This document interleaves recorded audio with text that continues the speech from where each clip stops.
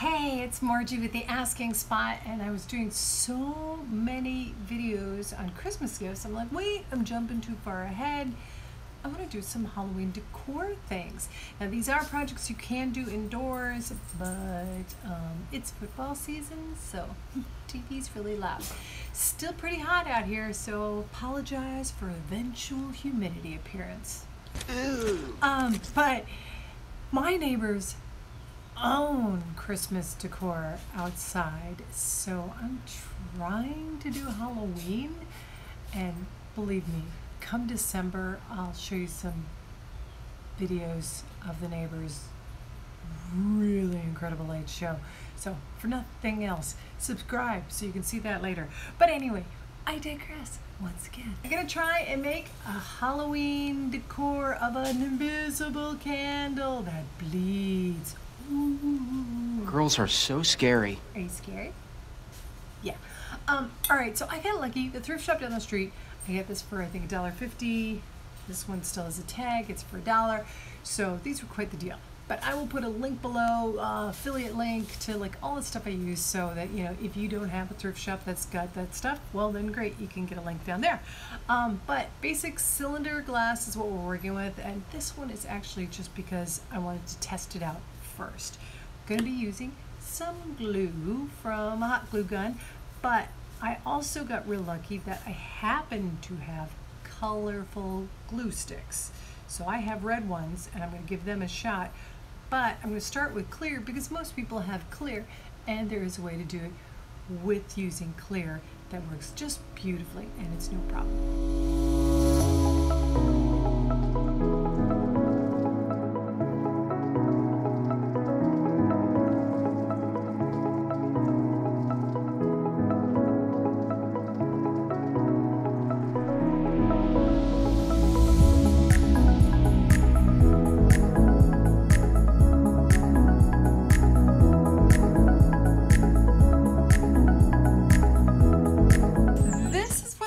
Now that I've worked on getting the glue gun all over them. Now this one I used clear glue sticks and some red glue on it, and I could paint it with just straight up regular, crafters red acrylic paint.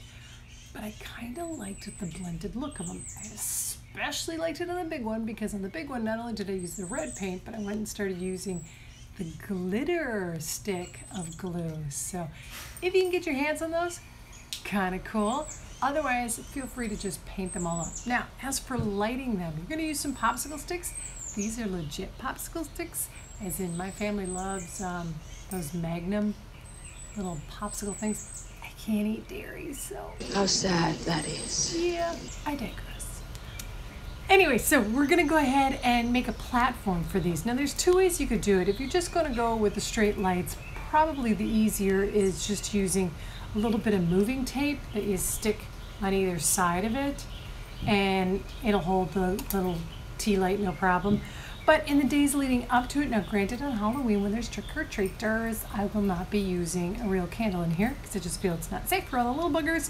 I'm going to use a tea light or use the little electric ones. But in the days leading up, I'm going to use a real candle. So what I'm going to do is add a little bit of glue here and here, so this little plank I made from the popsicle stick can fit right in. Now, as far as doing that one, I used the regular clippers that you have in your toolbox for wire cutting and stuff.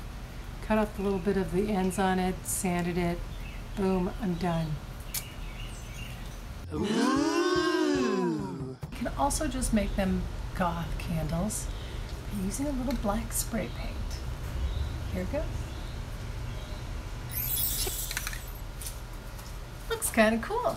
So the next thing I'm going to do is I have it in my head what I want it to look like when it's done, but I have no idea how to get it there. So I'm sort of just winging it. So this is going to be a big old time lapse of my thought process. Wish me luck.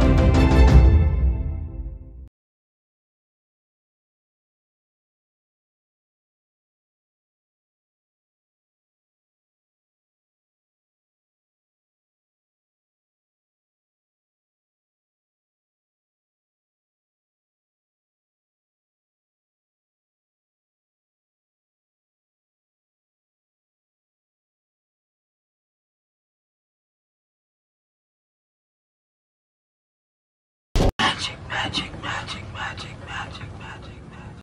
So the real magic in this is that somehow the video of me painting the iris and pupil has completely disappeared, along with the footage of me using fabric glue to stick the two rounds together, which was an epic fail.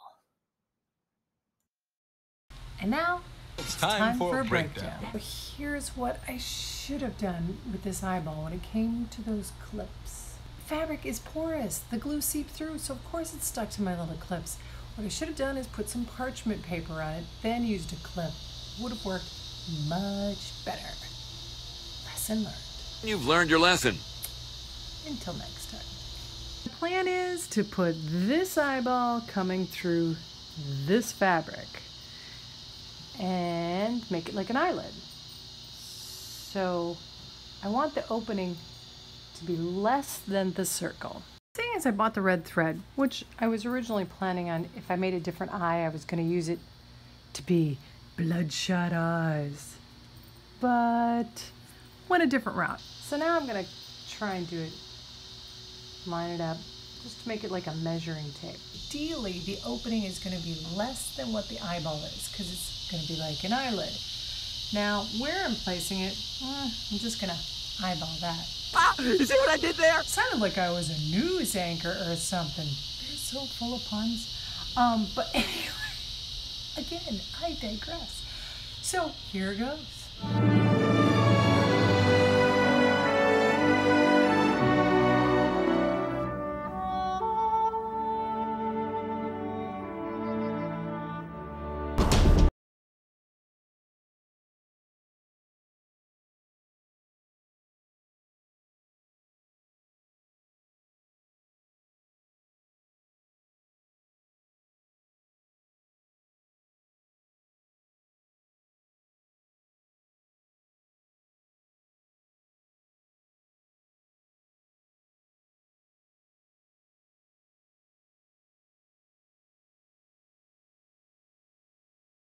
Voice in your head that says, Wing it. Wing it. yeah, well, I listened to it, and I got some uneven stuff here. Not good.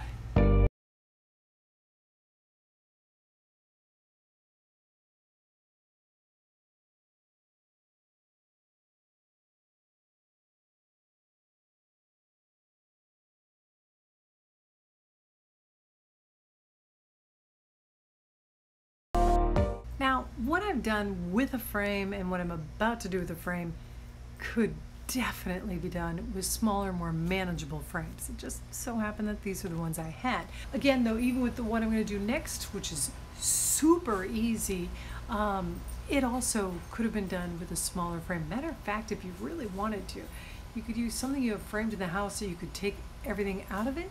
Maybe. Nope. That might be a bit much. But you could find easily at a thrift shop a frame that you could just gut and go with.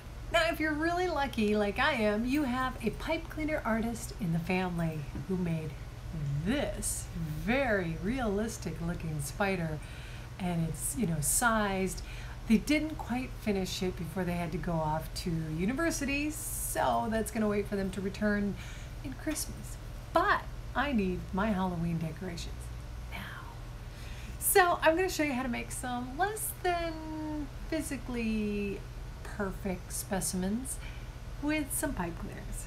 To make the babies, you only need 2 pipe cleaners. What you do is you fold them in half,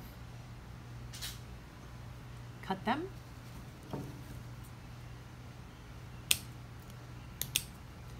then you take them and you line them up a little bit, fold them in half again, only this time you're going to twist the top.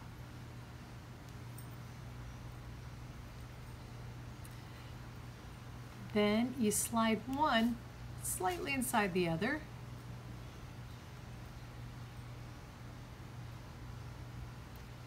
There you go. Now you're going to go and divide them into 4 on each side.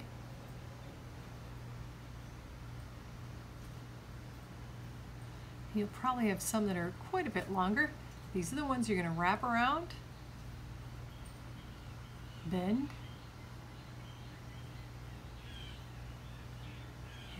again, wrap around, bend at the middle,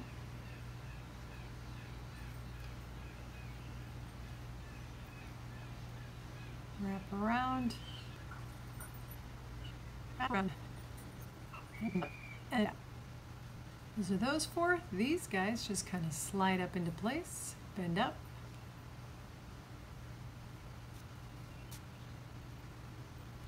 and that's it. You got yourself a little spider. Ta-da! Creepy, creepy, creepy. Creepy, creepy, creepy. Yay! To make the bigger mama spider, you're going to need 4 pipe cleaners this time. Na-na-na. Once again, you fold them in half. Only this time, you don't cut them. You're going to twist here for the head, I think, and then here again for the body. And you're going to split them up a bit. Now this time, the head does split within itself. You cram one in there and you're good. You're putting the legs through it.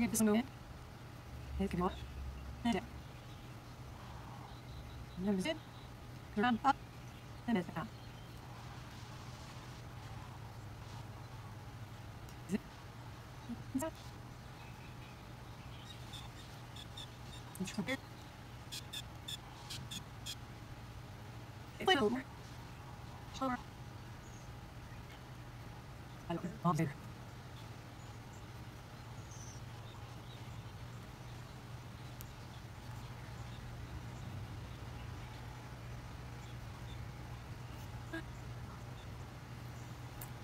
Yeah, this one looks a tad better, but these guys are done and they'll do.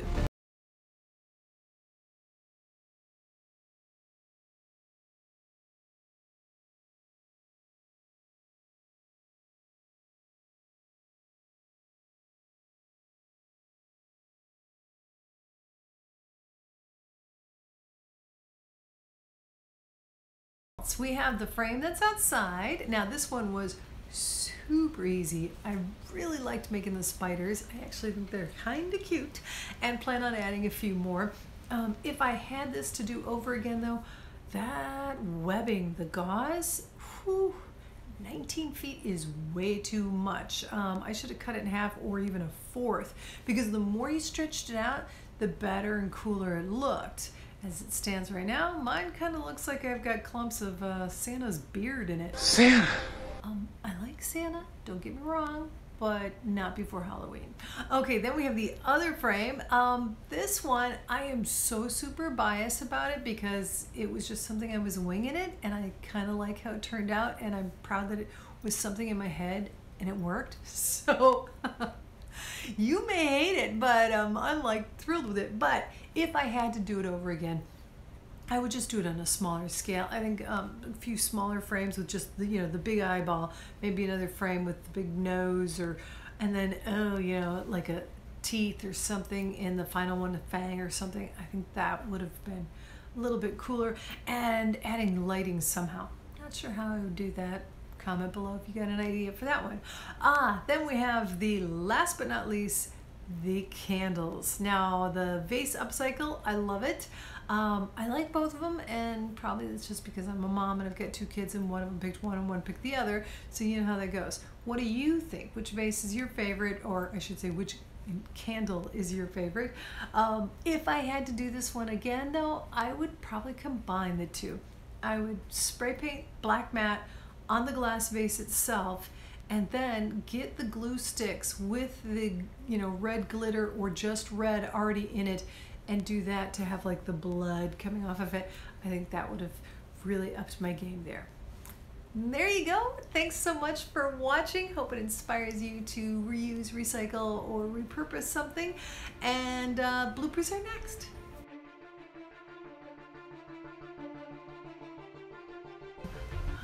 Sorry, new puppy dog is out just doing something in the yard.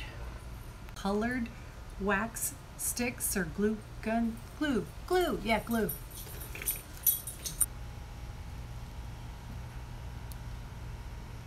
Can you hear me? That's why I'm doing this, so I'm not just, Bluetooth knob done with this eyeball and fabric glue. Well, never mind. The nails? Okay, well, not these. How about this? Whoa, okay. Better nail polish this time around. I'm no means a nail polish aficionado. I'm shocked. Okay, yeah, it should be obvious. But I will rank what I like as far as ease of going on and lasting, yada yada. Essie by far is my favorite, and then I really like OPI, but definitely giving the OPI a run for the money. I picked this up at the Dollar Tree. Yeah, I was in there for other stuff and I was like, it's only $1, I'll give it a shot. I really like it.